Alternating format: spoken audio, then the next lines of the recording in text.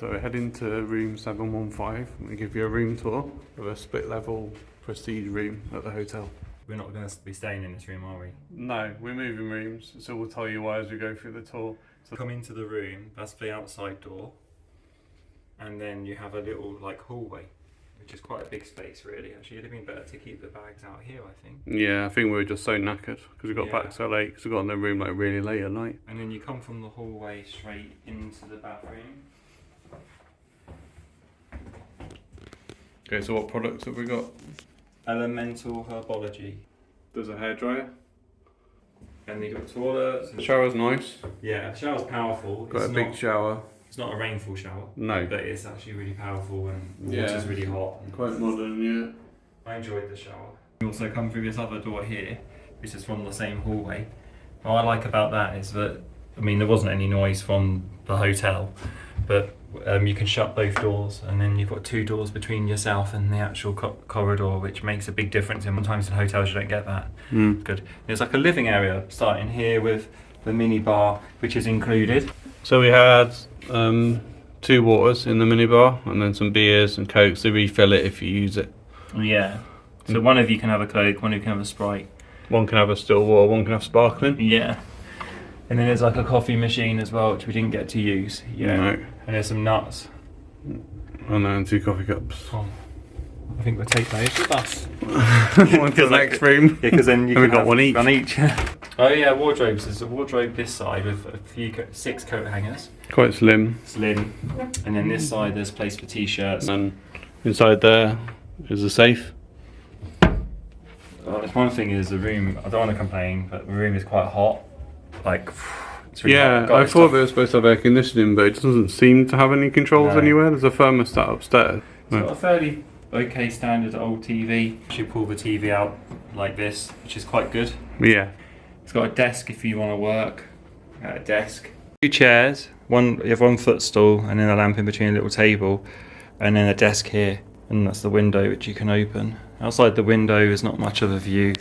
It's just, we're on the 7th floor, the highest floor, but you get to see like another building there. You can't see street level.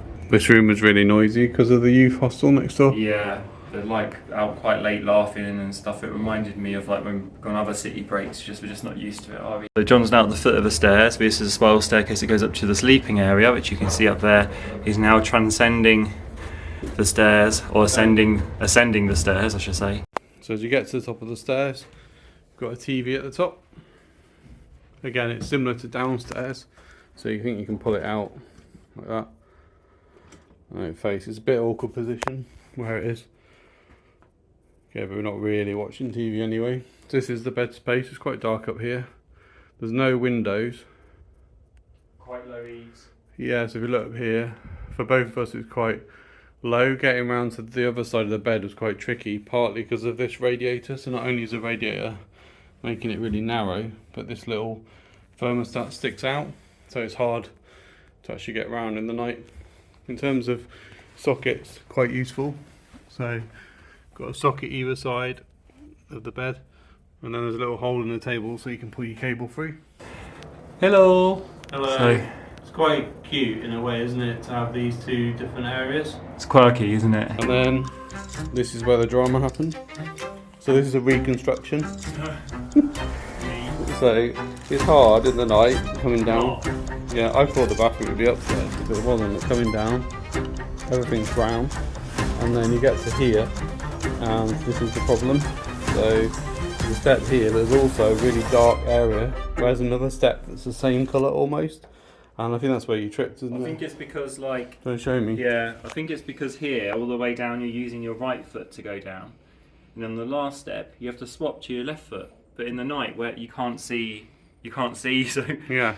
you just go down, you think, oh, go down with your right foot, go down your right foot. And when you're half asleep, go down your right foot. And that's where I missed, and I went straight over, arse over to it.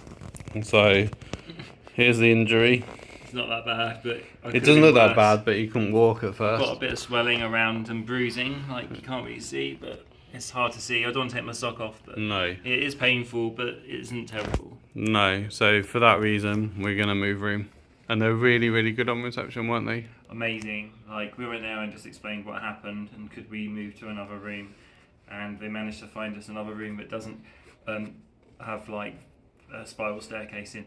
I mean, if you're younger, imagine if you're in your 20s, this would be such a fun room. Yeah. But I think being like people of a certain age, like obviously like quite a lot, we're at that age now where you go to the toilet at least once in the night, unfortunately, you know, and it's dark and it's dangerous. Yeah. So like, and also I've always used to having an ensuite. I hate having to go downstairs to go to the toilet and upstairs every time I want to go to the toilet. If you want to see our next room, then keep an eye on the channel. We're off to move our cases down to the other room.